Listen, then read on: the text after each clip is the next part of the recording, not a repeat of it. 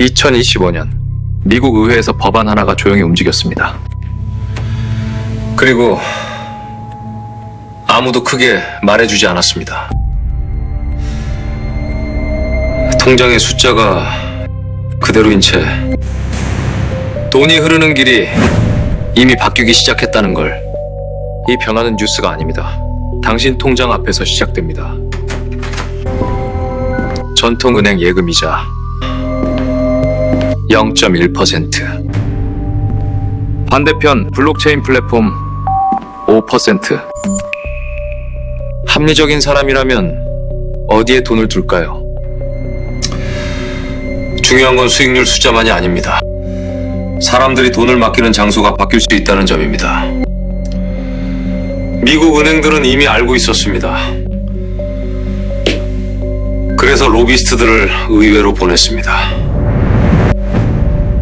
하지만 법안은 앞으로 나아갔습니다. 달러가 블록체인 위로 올라타는 시간이 가까워진 겁니다.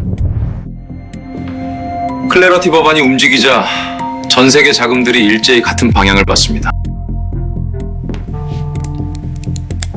기업 자금을 굴리는 사람들이 줄을 서서 기다리고 있었습니다. 규제라는 마지막 관문이 열리기만을.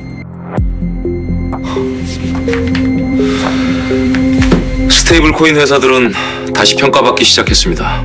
거래소들은 스테이블 코인 하나만으로도 거대한 수익을 만들 수 있다는 걸 보여줬습니다. 여기서 중요한 건 코인 가격이 아닙니다. 돈이 흐르는 회로를 깔아놓는 작업입니다. 은행이 깔던 회로를 이제 블록체인 회사들이 깔기 시작한 겁니다. 이건 단순한 투기 이야기가 아닙니다. 이건 인프라입니다.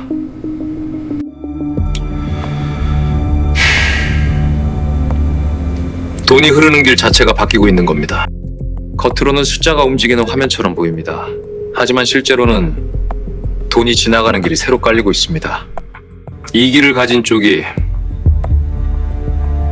앞으로 돈의 규칙을 정합니다. 그 길 위에서는 은행만 주인공이 아닙니다. 발행사와 거래소도 새로운 문지기가 됩니다. 그런데 여기서 이상한 점이 있습니다. 왜 미국은 민간 스테이블 코인을 이렇게까지 밀어주는 걸까요?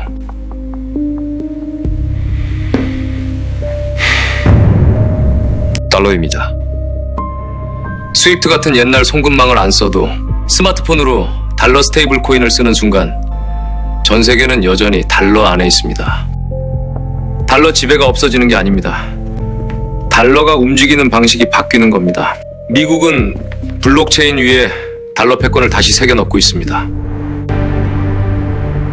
지금 이 순간 한국은요? 기업은 아직도 암호자산 계좌를 만들기 어렵습니다. 비트코인 현물 ETF도 막혀 있습니다. 원화 스테이블 코인 논의는 아직 조심스럽고 속도는 빠르지 않습니다. 미국이 댐을 허무는 동안 한국은 아직 댐을 설계 중입니다. 물은 이미 흐르기 시작했는데 클래러티 법안은 미국만의 이야기가 아닙니다. 이건 당신 통장과 연결된 이야기입니다. 다음 영상에서 한국이 따라갈 길, 막아야 할 위험, 그리고 원화가 살아남을 방법을 차분히 정리해드리겠습니다. 구독, 좋아요, 알림 설정 부탁드립니다.